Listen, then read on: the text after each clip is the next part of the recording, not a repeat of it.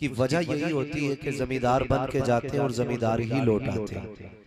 हुजूर की महफिल में जब भी जाया करो ना तो सारी पगड़ियां उतार के जाया करो, सारे लेवल हटा के जाया करो और सारी इज्जतें परे डाल के जाया करो और ये कहा करो तेरे टुकड़ों पे पले गैर की ठोकर पे न डाल, झिड़कियां खाए कहाँ छोड़ के सदका तेरा। जब इस नियत से आके बैठोगे तो बरेली से आवाज आती है, कौन देता है देने को मुंह चाहिए, देने वाला है सच्चा हमारा नबी। अभी सारे नहीं बोल रहे भाई, नाराज है। फिर मैं खड़ा कर दूंगा आप लोगों को जो आगे वाले नहीं बोले। आपने सुना होगा कि जो दुनिया में उलमा के करीब बैठेगा अल्लाह जन्नत में उसे हुजूर के करीब बैठाएगा। आप इतने उलमा के करीब बैठे हुए तो आप तो ऑलरेडी खुश नसीब है, तो फिर आपकी जिम्मेदारी ज्यादा बनती है। और दूसरी बात यह है कि डिस्प्ले जितनी ज्यादा अच्छी होती है माल उतना ही अच्छा लगता है ना। हाँ, अगर डिस्प्ले खराब हो तो फिर कंपनी के माल भी नहीं बिका करते। ठीक है जी, तो थोड़ा सा ख्याल करें जो सामने वाले लोग हैं जिनके सरों पे टोपियां नहीं, अल्लाह तौफीक दे तो कपड़ा रख ले। ये वली की महफिल है, वली की महफिल है, नंगे सर ना आया करें, ख्याल किया करें। बाअदब बानसीब बेअदब कम नसीब, जो जितने अदब वाला होता उतना ही ज्यादा खुश नसीब हुआ करता है। तो जिनके पास कपड़ा हो कपड़ा रख ले, अगर आज कुछ नहीं है तो फिर ख्याल कर आइंदा इंशाअल्लाह किसी महफिल में ना बिना टोपी के नहीं जाना। लगना चाहिए यार, कोई बिस्तर पे पड़ा तो यूं आंखें मसलता चल दिया, किधर जा रहा पता ही नहीं चलता, जा किधर रहा है। नंगे सर ऐसे ही उठ पटाख चले आए। ओ भाई, जब महफिलों में चला करो ना तो टोपियां लगा के चला करो ताकि पूछना ना पड़े, देखने वाला कह दे हुलिया बता रखा कि हुजूर की महफिल में जा। थोड़े से रंग के साथ हुजूर की महफिल में आया करो, रंग ढंग के साथ। ये एक अलग दर्द होता है। मैं अगर आपसे इस हवाले से बात करूं तो ये भी एक दुख भरी कहानी है। कई बार ऐसा होता है कि हमारा एक भाई परदेश रहता है, बाकी के 4 भाई कॉलर खड़े करके गांव में यूं टहलते हैं, उनके कपड़ों की प्रेस नहीं टूटती है, मुंह का पान नहीं खत्म होता है, एक थूका दूसरा रख लेते हैं। लोग पूछते हैं क्या जमींदार है? कौन है ये? बिजनेसमैन? का नहीं, इसका एक भाई सऊदी रहता है इसलिए ये कॉलर खड़ा करके घूम रहा है। ये भी एक कहानी है। लेकिन जब हमारा परदेसी पलट के वापस आता है ना तो वो जहां से गया था उसको वहीं लाके खड़ा कर दिया जाता है। खुदारा इंसाफ किया कर, ये भी एक दर्द है। ये बात भी सामने आया करती है। जब परदेश दिनों रात एक करके कमाता है ना तो आप उसका ख्याल किया करें। आप अगर घर पे रहते हैं ना तो आपकी जिम्मेदारी बनती है, जो परदेश अपने बच्चे छोड़ के बाहर है ना, जो वतन छोड़ के बाहर है, आप उसकी रिहाइश का इंतजाम पहले करें, आप उसके रहने का इंतजाम पहले करें, ताकि कल वो परदेश से पलट करके आए तो वो नीचे गर्दन झुका के ना घूमे, जहां से चला था वहीं आके खड़ा ना हो। और मेरे भाइयों, इंसाफ किया करो। हमने बड़ा सितम किया है, जिसने परदेश जाकर के बहनों के हाथ पीले किए, बाप के बुढ़ापे का ख्याल किया, भाइयों के लिए छतों का इंतजाम किया, आज जब पलट करके आता है बाप सबसे पहले उसी को अलहदा करता है और कह देता जा तेरा कुछ नहीं है, तूने क्या दिया है हमको, खुदारा इंसाफ किया करो। और तुझे क्या पता है जब तुम अपने बच्चों के साथ बैठ करके ईदों पे सिवैये खाया करते थे, बकरीद पे गोश्त की बोटी नोचा करते थे, ये परदेसी परदेश में आंसू बहाया करता था। तुम्हारे घर की ईद तो हो जाती थी, लेकिन ये ईद के दिन भी ऐसा लगता था जैसे कैद खाने में पड़ा है। इसके साथ ना इंसाफी ना किया करो। अगर ये पलट के आया करे, इसे इज्जतें भी दिया करो, इसको हक भी दिया करो, ताकि ये जमाने से कह सके ओ लोगों, मैं परदेश गया था वतन के लिए, मुझे वतन में तनख्वाह नहीं छोड़ा है, मैं खाली हाथ गया था, पलट के आया हूँ घर वालों ने झोली बुला। नारे तकबीर, नारे रिसालत, इस्लाह माशरा कॉन्फ्रेंस। ये भी एक दर्द है, बुरा ना मानिएगा, अपनी खुशी से कोई परदेश नहीं जाता। और मैं उन नौजवानों को सलाम करना चाहता हूँ जिनकी जिंदगी परदेश में गुजर गई। पहले इसलिए परदेश काटा कि बहनों के हाथ पीले करने थे, जब पलट के आए तो 4 साल के लिए पता चला बेटी जवान हो चुकी है, फिर परदेश चले गए। फिर पूछा क्यों आए हो, का पहले बहन के हाथ पीले किए थे, अब बेटी जवान हो गई। याद रखिएगा, जो इस तरह की नेकियां करते हैं, खुदा की कसम, खुदा की रहमतें उनका बाजू फैला के इस्तेमाल करें। तो आप परदेश रहते हैं, मेहनतें करके कमाते हैं, खुशी इस बात की है कि आपका पैसा जो लगा है ना, ये तमाशे में नहीं लगा, वाह वाह, हुजूर की महफिल में लगा, बहुत खूब, सुभान अल्लाह, हुजूर की महफिल में लगा है, वरना गुंडागर्दी की कमी नहीं है। लोग कहते हैं नौजवान दीन से दूर हो रहे हैं, तुम्हारे चेहरे देख के मेरा जी चाहता है मैं पूरे जमाने को चैलेंज करूं, आओ देखो, तुम कहते हो जवान दीन से दूर हो रहा है, आके देखो सारे जवान हुजूर की महफिल में आके बैठ रहे हैं, सुभान अल्लाह, हुजूर की महफिल में आके।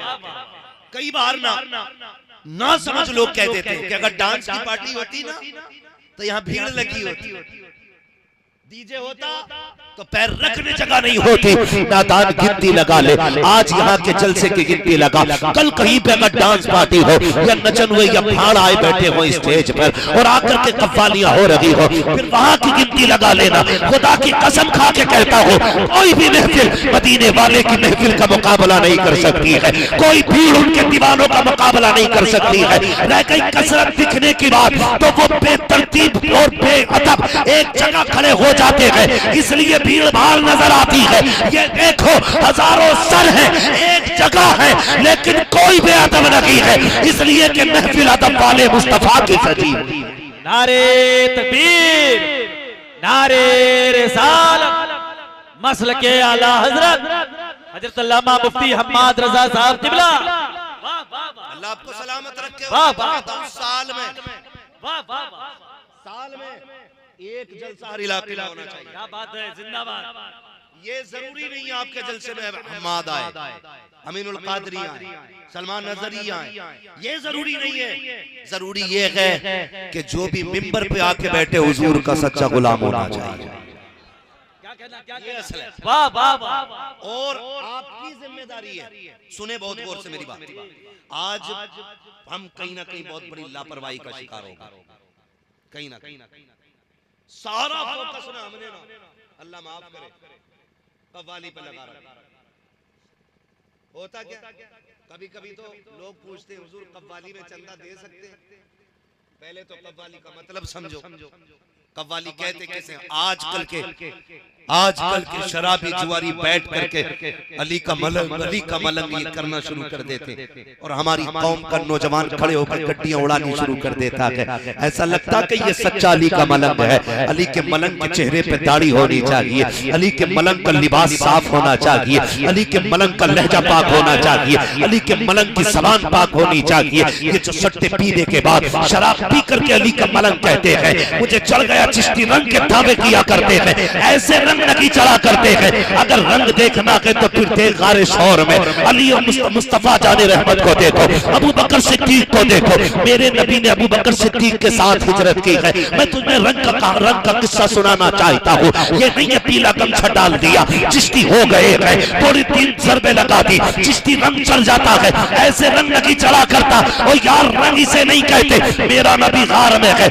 अबू बकर सिद्दीक की गोद है, नबी का सर है, मैं हैरत में हूँ। मेरे नबी आज अबू बकर सिद्दीक की जान पर सर रख के सो रहे हैं और 3 दिन गार में गुजारे हैं। मैं सोच रहा था या रसूल अल्लाह, इतनी मेहरबानी अबू बकर पे हो रही है, जरा बताया तो जाए ये मेहरबानी किस लिए। तो मेरे ज़हन ने मेरी मुताबिकत की और मुझे लेकर हुजूर के कदमों में गया। का एक दिन मेरे नबी ने कहा था, अबू बकर बता तो सही तेरी पसंद क्या है। तो अबू बकर ने 3 चीजें बताई थी, उनमें से एक बात ये कही थी, या रसूल अल्लाह अली की पसंद ये है कि आंखें अली की हो, चेहरा नबी का हो, मैं देखता रहूं, हुजूर का दीदार होता रहे। उस दिन ख्याल आया, आज नबी ने अली की गोद में सर रख के कहा था, मेरे नबी ने कहा था, ए अबू बकर आज मैंने तेरी गोद में सर रख दिया है, 3 दिन तक प्यारे जितना चाहे जी भर के देख ले। देखने वाला अबू बकर होगा, दिखाने वाला सैयदुल अंबिया।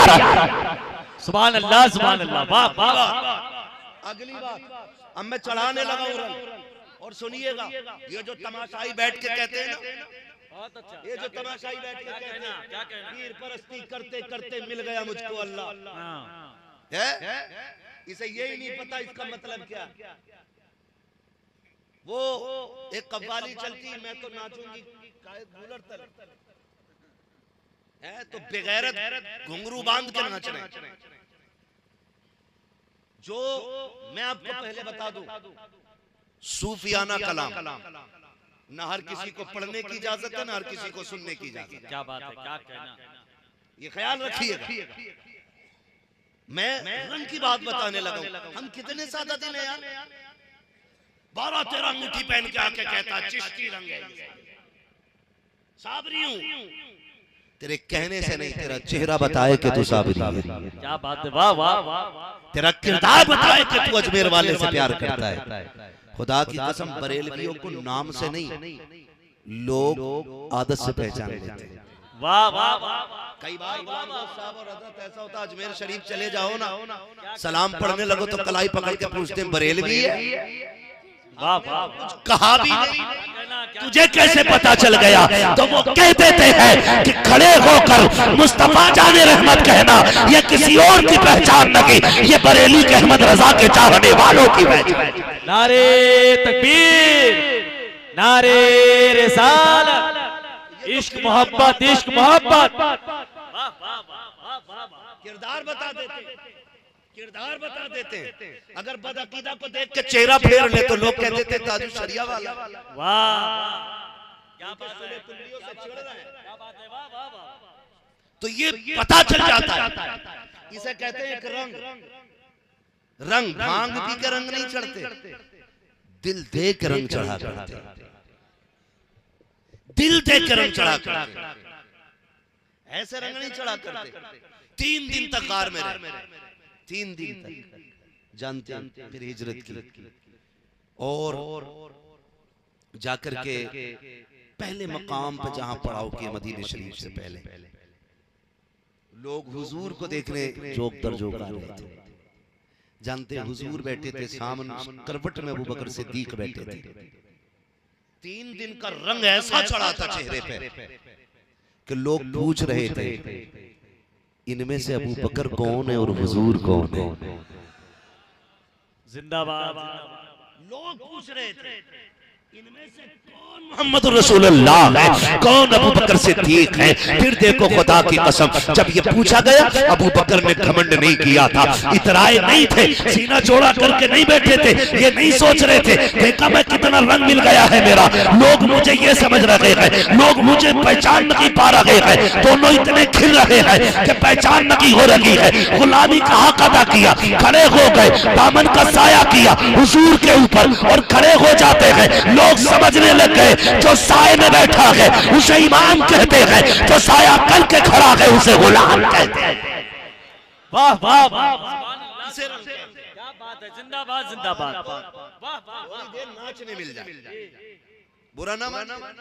पैसा सबके पास थोड़ा या ज्यादा है, सभी के पास है कि बोलो अल्लाह से दुआ मांगा करो, अल्लाह हमें दौलत उस्मानी अता फरमा। आमीन आमीन। दौलत उस्मानी कौन सी है? जो खुदा की दीन की राह में खर्च होती है, उस दौलत को दौलत उस्मानी कहा जाता है। होता क्या है, अल्लाह आपको सलामत रखे कमेटी वालों, जब तक जिंदा रहना ये महफिल इसी तरह सजती रहनी चाहिए, यही सजती रहनी चाहिए। होता क्या, बुलाया जाता है, कहते यार मजा नहीं आएगा, एक मुकाबले वाली भी बुलाई। एक जगह जरा जाना हुआ, हमें पता ही नहीं, इश्तिहार वैसे बहुत कम देख पाते, देख ही नहीं पाते इश्तिहार, कभी कभार देख लेते। तो जब स्टेज पे जाके बैठे ना, हमने इश्तिहार देखा कि देखे तो आधा तय बना रखा था, और जब उसको खोला ना पूरा तो ऊपर मौलवियों के नाम थे, नीचे कव्वाल और कव्वाला का नाम था। एक ही इश्तिहार, दिमाग खराब हो गया। ये क्या आज तकरीर है, कल मुकाबला है। ये हमारी कौम की बेगैरती है, बेगैरती है ये हमारी कौम की। इसी मिंबर पे नाते मुस्तफा हो, इसी मिंबर पे जिक्र मुस्तफा हो, और बेगैरत तो उस वक्त मर जाती है जब वो बेगैरत अल्लाह की हमद से मुकाबले का आगाज करती है। इधर बैठने वाला नंगा चरसिया तो मुस्तफा की नात से आगाज करता है, गैरत टूट जाया करती है। ओ यार हम तो गाने के लहजे में नात नहीं सुना करते हैं, तो किसी बेगैरत से हम मुस्तफा की नात कैसे सुन सकते हैं। ओ यार जिस औरत की आवाज का शरीयत ने पर्दा रखा हो वो यहाँ नाचने के लिए आए और हुजूर की नात सुनाए और उसी में चंद बिगड़े हुए दौलतमंद आगे टेबल लगा के बैठते हैं, नोटों की गड्डियां लेके बैठते हैं। उसके बाद जब आगाज होता है, मुकाबला होता है, शेर व शायरी चलती है, जिधर का शेर उठ जाता है उस तरफ पैसों की बारिश होती है। अगले दिन चर्चे होते हैं, साहब मुखिया के बेटे ने कमाल कर दिया, पठान के बेटे ने दौलत में आग लगाई है। आग लगे ऐसी पठानी और मुखिया गिरी को, क्यों पड़ जाए ऐसे अय्याशों पर जिन्होंने कौम की आबरू को लूट रखा है। अगर तुम्हें खुदा ने पैसा दिया था तो अय्याशी में नहीं लगाना था, बदमाशी में नहीं लगाना था। अपने इलाके के गरीब बच्चों का सर्वे करते, देखते कौन सा बच्चा तालीम में अच्छा है, उस पैसे को उठा करके जाके उस बच्चे की तालीम पे लगाते। काश वो तेरे पैसे से आईएएस बन जाता, आईपीएस बन जाता, एमबीबीएस बन जाता, यूएमएस बन जाता, अगर किसी अच्छी पोस्ट को पा जाता। खुदा की कसम खा के कहता हो, अगर वो इंसाफ की कुर्सी पे बैठता, दुनिया जितनी चाहे रिश्वत दे देती, ऐलान कर देता यहाँ हराम के फैसले नहीं होते, मोहम्मद के गुलाम है, यहाँ सारे फैसले सच के किए जाते। नारे तकबीर, नारे रिसालत। मुझे बताओ, ये कंडीशन है हमारी, और हमारी कौम तालीम में सबसे पीछे। बोलो कितने आईएएस है हमारे बीच में इस वक्त? इतनी बड़ी भीड़ में कितने आईपीएस है? अरे मास्टर तक नहीं मिलते यार। ये कंडीशन हमारी तालीमी लेवल की। मुकाबले में हम सबसे आगे, उर्सों में हम सबसे आगे। उर्स करें अच्छी बात, लेकिन उतना जितना मसला के आला हजरत की रोशनी में। मसला के आला हजरत ही मसला के अहले सुन्नत है। ख्याल रखिएगा, मैं आपको बता दूं, उसी रोशनी में हैरत होती है, हैरत।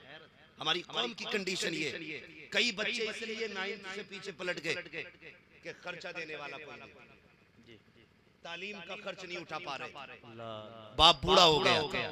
कई बच्चों ने इसलिए तालीम छोड़ दी कि माँ बेवा है, घर का खर्च कैसे चलेगा, बहन जवान हो रही है, इसलिए बच्चों ने तालीम छोड़ दी। नौजवानों, अगर रब ने पैसा दिया है ना, तो मैं मना नहीं करता आप उर्स ना करें, उर्स करें अल्लाह रसूल के वास्ते, लेकिन इतना करें कि अगर तुम्हारे पास पैसा है और तुम्हें वही पैसा किसी तमाशे में लुटाने का मन था ना, आओ मजार वाले के कदमों पे वो पैसा रखो कि हुजूर आपकी तरफ से ये फला गरीब की तालीम में लगाने जा रहा हूँ, ये मेरा नहीं है, ये आपका है। उनकी तरफ से जाके किसी गरीब की झोली में डाल दे, खुदा की कसम फिर देख तू भी खुशहाल रहेगा, यतीम और गरीब भी खुशहाल होते हैं। सुभान अल्लाह। लेकिन कंडीशन क्या है, बुरा ना मानिएगा, मैं तुम्हें फिर बता दूं, मैं तुम में सबसे पक्का बरेलवी।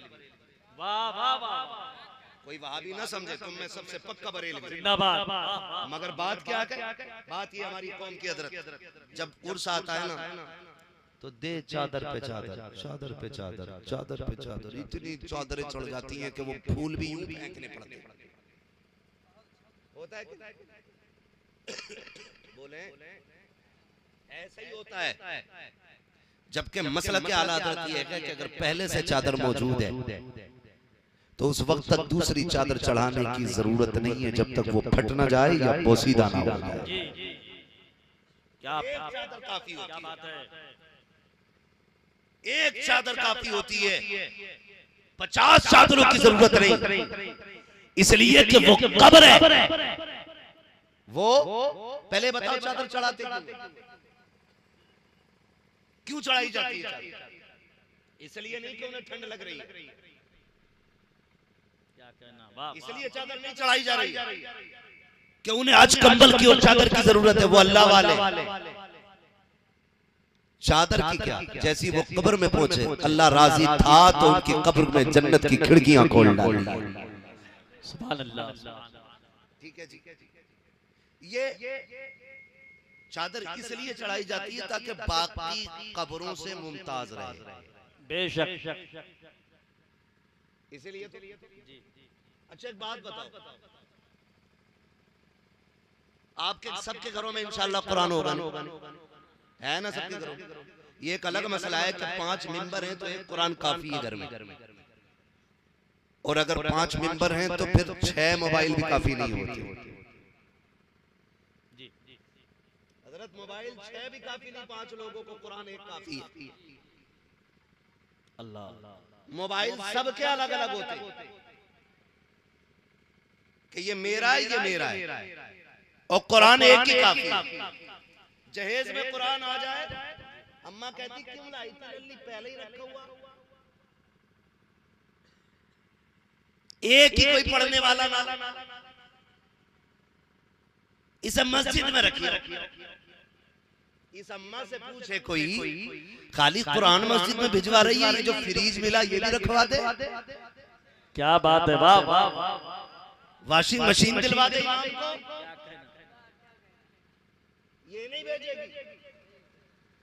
कुरान रख दो। क्यों? क्योंकि घर में एक कुरान पहले से मौजूद है, कोई पढ़ने वाला नहीं है। और लोग पूछा करते हो कयामत कब आएगी, निशानियां तलाश कर रहे हो। अगर कुरान रखने की घर में जगह ना हो तो समझ लेना कयामत दरवाजे पे आके खड़ी हो गई है। हमारे घरों की कंडीशन ये है कि फ्रिज रखने की जगह है, टीवी रखने की जगह है, एलसीडी की जगह है, गाड़ी बाइक सारी चीजों की जगह है। अगर जगह नहीं है तो कुरान की जगह नहीं है। और तुम्हें खुदा का वास्ता इस तरह कुरान के साथ रवैया इख्तियार ना करो। सबसे पहले कुरान ला के रखा करो। हर शख्स का कुरान अलग होना चाहिए। हर शख्स पाबंदी से कुरान पढ़े, ताकि जब सुबह का वक्त हो मोबाइल बाद में खोलो, कुरान पहले खोला करो। हम इसलिए तबाह हो रहे हैं, हमने न्यूज पहले खोली, हमने अखबार पहले खोला। काश हमने कुरान पहले खोला होता। लोग कहते हैं आज की न्यूज ये है, भारत तबाह हो रहा है, इसकी जो कि भारत की पावर कम होती चली जा रही है, पैसा गिरता चला जा रहा है। अरे छोड़ो यार, भारत के हिस्से को अपनी जगह जो संभाल रखेंगे वो संभालते रखे, लेकिन हमारी जिम्मेदारी ये है हम सुबह उठेंगे, अखबार नहीं पढ़ेंगे, न्यूज नहीं देखेंगे, सबसे पहले सूरह यासीन पढ़ेंगे। क्या मिलेगा? फरमाया गया जो सूरह यासीन पढ़ेगा अल्लाह पूरे दिन के काम उसके अपने जिम्मे करम में ले लिया करता है। नारे तकबीर, नारे रिसालत, अज़मते कुरान, मसल के आला हजरत। पढ़ेंगे इंशाल्लाह कुरान, पढ़ेंगे इंशाल्लाह। हाँ माशाल्लाह, जिन लोगों ने हाथ उठाए अल्लाह उनके हाथ उठानों को अपनी बारगाह में कबूल फरमा ले। लेकिन आज एहसास होता होगा ना कई लोगों को, यार हमें तो पढ़नी ही नहीं आती। ये भी बड़े दर्द की बात है। हमारे पास सिर्फ एक किताब है और उस किताब को कुरान कहा जाता है। जमीन पर सिर्फ एक महफूज किताब है जिसे कुरान कहते हैं। आसमानी किताबों में से सिर्फ कुरान, और वही हमें पढ़ना नहीं आती। अम्मा कह रही है मेरे लड़के से पोयम सुनो इंग्लिश में, वो कह रहे टिंकल टिंकल लिटिल स्टार। अम्मा कह रही वाह मेरे लल्ला, देखो अभी 6 साल का मौलाना, मेरे लल्ला को देखो कितनी पोयम आती है, कितनी अंग्रेजी आती है, कितनी इंग्लिश आती है, क्या क्या आता है। वो मेरी बहन, मेरी माँ, मेरी बेटी, मेरे भाइयों, कमाल ये नहीं आपका बेटा इंग्लिश में बात कर रहा है, मजा तो तब है जब तेरे बेटे को 5 साल की उम्र में कुरान की 10 सूरतें याद हो जानी चाहिए। कुरान की 10 सूरतें याद हो जानी चाहिए। हमने इंसाफ औलाद के साथ नहीं किया है। दुनिया परेशान है, क्या करें, बच्चे इधर जा रहे हैं, उधर जा रहे हैं, कोई कह रहा बेदीन हो रहे हैं, कोई कह रहा मजहब छोड़ रहे हैं, कोई कह रहा इर्तादाद की आग लगी है। मेरे सरकार उवैस मुस्तफा साहब क़िबला दामदल्लाहुल आली फरमाया करते, आप कह रहे थे कि सुने ना तो सिर्फ जलसों से काम चलेगा और ना सिर्फ मदरसों से काम चलेगा, अगर दीन अपनी कौम का ईमान बचाना है तो इनके सीनों में इश्क रसूल डालना पड़ेगा, इश्क रसूल की शमा जलानी पड़ेगी। ये कब चलेगी? जब आपके बच्चों को बचपन से हुजूर पे दुरूद पढ़ने का आदत आती होगी, आपके बच्चों पे हुजूर, बाद के बच्चों को हुजूर से इश्क होगा, तब जाकर के इनका ईमान बचेगा। हैरत की बात यह है कि हम सुबह उठते हैं, अपने बच्चों को मोबाइल दे के कहते हैं थोड़ी देर गेम खेल ले, जब तक मैं बस्ता तैयार कर देता हूँ। माँ कहती मैं तेरा नाश्ता तैयार कर रही हूँ, मैं तेरा टिफिन लगा रही हूँ, बहन कहती है जूते ला रही हूँ, जब तक मोबाइल चला ना दे मोबाइल हाथ में, खुदा तौफीक दे तो 10 दानों की तस्वीर ला के दे दो और इनसे कह दो जब तक हम नाश्ता तैयार कर रहे हैं तुम मेरे नबी पे दुरूद पढ़ते रहो, मेरे हुजूर पे दुरूद पढ़ते रहो। क्या मिलेगा जानते हो? जब ये जवान होगा, खुदा की कसम तेरा बेटा बाद में होगा, मुस्तफा का सच्चा गुलाम पहले बना दिया गया। सुभान अल्लाह, ये काम करना पड़ेगा। वाह वाह, अपनी नस्लों के सीने में इश्क रसूल शमा जलानी पड़ेगी, ये सबसे ज्यादा जरूरी काम। तो ये जो होता है ना ढोल तमाशा, ये 1 नंबर के निकम्मे, निठल्ले, आवारा, लफंगे, गैर जिम्मेदार लोगों का काम। गैर जिम्मेदार लोगों का काम। जिम्मेदार लोग अपनी बात अपना काम जिम्मेदारी से करें। और आपसे मैं एक बात मशवरे के तौर पे कह के जा रहा हूँ, आप साल भर में एक जलसा ये करते उर्स करते बोलो हर साल होता है रसूल भाई, कितने साल से हो रहा है? काफी टाइम हो गया। अल्लाह करे ये यूं ही होता है, ठीक है। लेकिन ये कमेटी सिर्फ उर्स की कमेटी नहीं रहनी चाहिए, वाह, ये कमेटी हुजूर की कमेटी भी बननी चाहिए। वाह वाह वाह। हुजूर की कमेटी होने का क्या मतलब? मतलब ये है खाली उर्स की फिक्र नहीं करनी है, उर्स वाले के सदक़े में हमें उम्मत के गरीबों का भी ख्याल करना है। बहुत सुभान अल्लाह। जो कौम आपको उर्स के लिए पैसे देगी, उम्मीद है वो इंशाअल्लाह किसी गरीब की तालीम के लिए भी पैसे देगी, वो कमजोरों के इलाज के लिए भी पैसे देगी, वो बच्चियों के हाथ नीले करने के लिए भी पैसे देगी। पूरा ख्याल रखिएगा, सबको इस वक्त हुजूर के लिए खड़े होने की जरूरत है। हमारा दीन हमसे ये नहीं कह रहा है तलवार लेके खड़े हो जाओ, बंदूक लेके खड़ा हो जाओ। हमारा दीन इस वक्त हमसे ये कह रहा है तुम हुजूर के सच्चे गुलाम बन के खड़े हो जाओ। सुभान अल्लाह।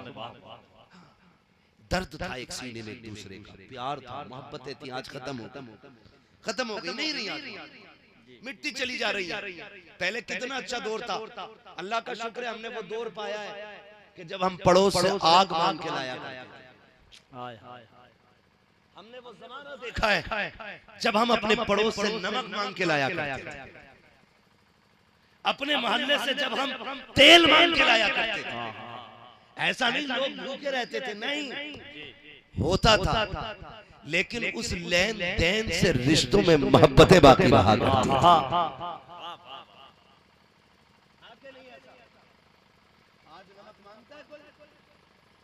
अगर आग मांगने चले जाओ तो माचिस दे बगैर आग लगा देगा।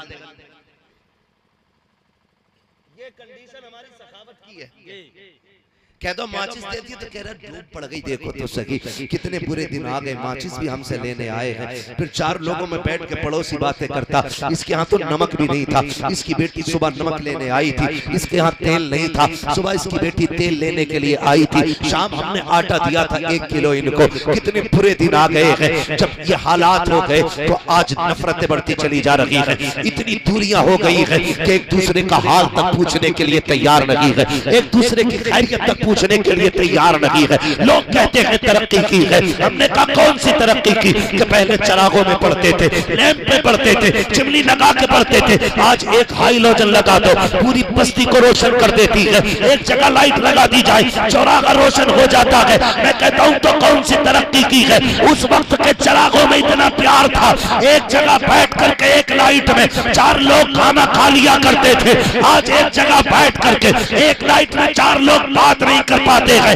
इसलिए मैं कहता हूँ वो अंधेरा की भला था कि कदम राह पे थे, रोशनी लाई है मंजिल से बहुत दूर हमें। तुमको किरदारे मुस्तफा फिर से निभा के दिखाना है और जमाने को बताना है अकेले खा लेना ये कमाल की बात लगी है, पड़ोसी को साथ खिला लेना ये सबसे बड़े कमाल की बात। वाह वाह वाह, सुभान अल्लाह सुभान अल्लाह। बहुत खत्म हो गई नफरत है, इतनी बड़ी भीड़ बैठी है। अल्लाह ना करे किसी के सीने में किसी का बुग़्ज़ हो, लेकिन हो ही नहीं सकता, हो ही नहीं सकता। अल्लाह के घर में खूब बगबगे सफेद कपड़े पहन के जाएगा, लेकिन दिल के अंदर जो हसद का कालिक लगा है उसे कोई साफ करने तैयार नहीं, कोई साफ करने तैयार नहीं। ईद के दिन कह रहा पूछ खा तेरा अब्बा कौन सी, तेरा चचा कौन सी मस्जिद में गया? क्यों? का जिसमें वो जाएगा उसमें मुझे नहीं जाना। अलविदा जुमे को पूछ रहा तेरा अब्बा किधर गया भाई?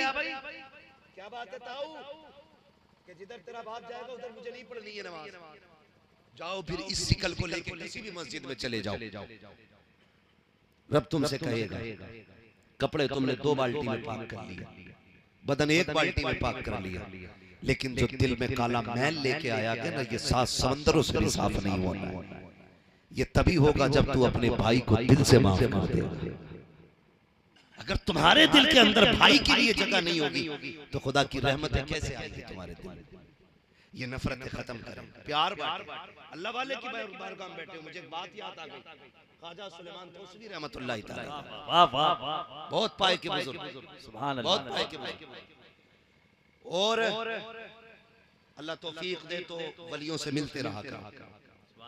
बड़ा अच्छा शेर पढ़ा था हजरत ने अभी बाबा फरीद के हवाले से। तो इन बुजुर्गों की बारगाह में बैठने के आदि बनो, इससे दुनिया भी सवर जाती है, आखिरत भी सवर जाया करती है। हम क्या करते हैं जी, हम ये करते हैं अगर कोई पता चल गया ना बड़ा काबिल बुजुर्ग का मजार है तो झोली फैला के कहते हैं 3 गाड़ियां हो गई हैं, 4 और दे दो। 3 मंजिल बन गया, 2 मंजिल और बनवा दो, ऊपर को 5 करा दो बाबा। 60 लाख हो गए, 10 लाख की और कमी रह रही है बाबा, दे दो ना 10 लाख। यही तो मांगते जाकर। काश कभी झोली फैला के कहा करो बाबा वो अदा हमें भी दे दे जिस अदा ने तुझे रब का वली बना दिया। वाह वाह वाह, ये भी तो मांगा करो ना, कभी ये भी कहा करो वो मुझे भी दे दे जिस अदा ने तुझे रब का वली बना दिया। मांगा करो ये। फिर खुदा की कसम जिसे रब मिल जाता है उसे सब मिल जाता है। सुभान अल्लाह। बस जी यही बात खत्म है। जिसे रब मिल जाता है उसे सब मिल जाता है। लेकिन अल्लाह वाले तो गोशा नशीन हो गए, बिजनेस वाले फील्ड में। एक कह रहा है कि हमारे यहाँ एक खातून है, उन पे साबिर साहब आते हैं। देखो और आगरा में तो एक औरत पीर बनी पड़ी है, मुरीद कर रही है और कौम इतनी अंधी हो गई हमारी उससे मुरीद हो रही। हालात देखिए, ये कंडीशन है हमारी। और क्या बात बोले, इस पे सवारी आती है, सवारी आती है, एयरपोर्ट है, मैदान है, कोई सवारी आ रही है। नहीं, इस पे ऊपर वाले आते हैं भाई, इस पे ही क्यों आते हैं कि वो इस पे आके काम करते हैं। मैंने कहा जब वो काम जमाने का करने पे मालिक ताकत रखते हैं तो इस पे उतरने के मोहताज क्यों है भाई। और जब ड्रामा करती है ना, अजीब कंडीशन होती है, 2 थप्पड़ मार दिए कसम से सारे ड्रामे उतर जाएंगे। क्या कहना। और लोगों के अंधे ईमान देखो, इसे बुत परस्ती नहीं कहोगे तो क्या कहोगे। अल्लाह ने 5 बार ऐलान कराया मेरी मस्जिद में आ, जो मांगेगा मैं तुझे तुझे सजदा कर, फैला झोली, इतना दूंगा संभाला नहीं जाएगा। कितनी बार गए? एक बार भी। वो जो नाकिस ईमान है, नाकिस अक्ल है, जिसकी गवाही आदि वो बांट रही है मर्दों को। वो मर्द औरतों से गए गुजरे हैं जो ऐसी औरतों की तकलीद कर रहे हैं। क्या बात है, क्या कहना।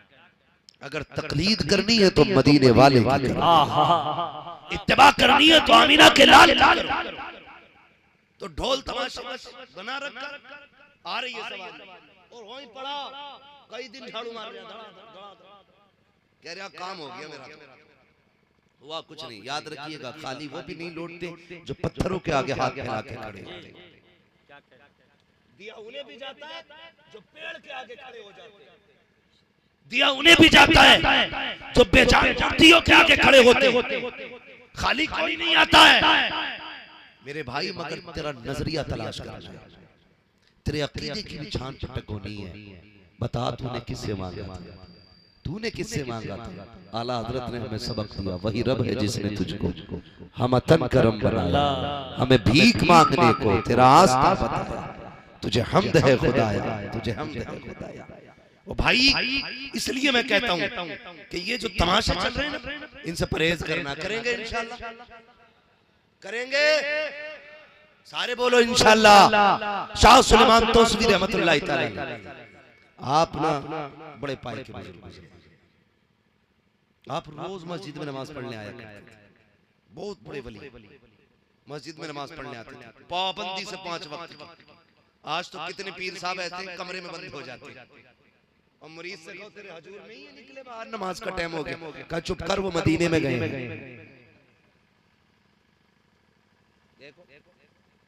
मदीने गए क्या करने का, नमाज पढ़ने। किधर पढ़ते हैं, वो तो हरम में नमाज पढ़ते। ऐसी अक्लें मारी गई हमारी। जो लेटने के लिए हमारे बिस्तर का मोहताज हो, जो खाने के लिए हमारी प्लेटों का मोहताज हो, जिसे टुकड़े मुरीद के चाहिए, उसमें इतनी पावर कहां से आ गई वो मदीने जा रहा है? ये झूठ है, बकवास है ये। और हमारी कौम बस उन्हें पूजने पे लग गई, और वही ये सजरा दे देते हैं, पीर परस्ती करते करते मिल गया मुझको अल्लाह, कि इसको पढ़ता रहे। खुद भी बेईमान हो गए, लोगों के ईमानों का जनाजा निकाल दिया। 5 वक्त की नमाज मस्जिद में पढ़ने जाया करते थे। सामने एक बनिया था गैर मुस्लिम, प्यार देखें, गैर मुस्लिम बनिया, वो खड़ा हो जाता और हाथ जोड़ के यूं करता और कहता, बाबा गुलामों की लाज रख लीजिएगा। सिर्फ इतना कहना, बाबा किसकी बोले, मैं कोशिश कर रहा हूं बात करने की, आप जरा साथ दे मेरा, थोड़ा सा नींद लग रही है आपको? नहीं लग रही तो जरा कह दें या रसूल अल्लाह।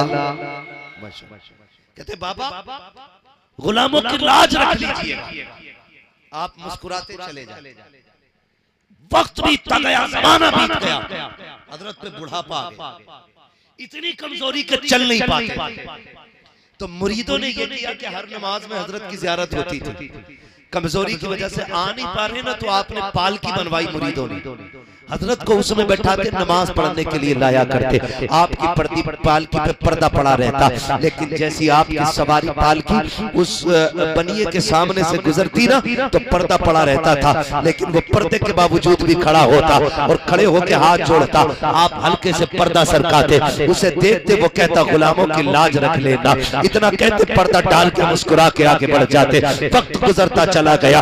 एक दिन जब आप आए ना, तो उसकी दुकान बंद मिली। आपने कहा क्या हुआ, क्या आज इसकी दुकान बंद है? कहा हुजूर पता नहीं क्यों नहीं आया। दूसरा वक्त, तीसरा वक्त, जैसी वक्त आया कि ना आखिरी, आप कहते हैं बताओ ना यार, आज हमारा यार दुकान पे नहीं आया है, यार दुकान पे नहीं आया है, अभी कलमा नहीं पढ़ा है, अभी दीन में नहीं आया है। लेकिन शाह सुलेमान तोसवी के जुमले देखे, कहते हैं आज हमारा यार नहीं आया है दुकान पे। क्या हुआ है? किसी ने कहा हजरत जी उसकी तबीयत खराब थी, बीमार था, अब मौत का वक्त आ गया है। अल्लाह अकबर। इतना सुना, शाह सुलेमान तोसवी कहते हैं चलो यार से मिलने चलते हैं। आप दौड़ करके उसके घर तक आए, नमाजी साथ में गए, आपको पालकी में लाया गया, जैसे लाके दरवाजे पे रखा गया, बैठे दरवाजे पे खड़े थे। कहा कैसे आए बाबा? कहा तुम्हारे बाप से मुलाकात करनी है। उन्होंने कहा हमारे मजहब का उसूल ये है, जब किसी की जिंदगी के आखिरी लम्हे होते हैं, उसको जमीन पर लेटा दिया जाता है, फिर उससे कोई मिल नहीं सकता है,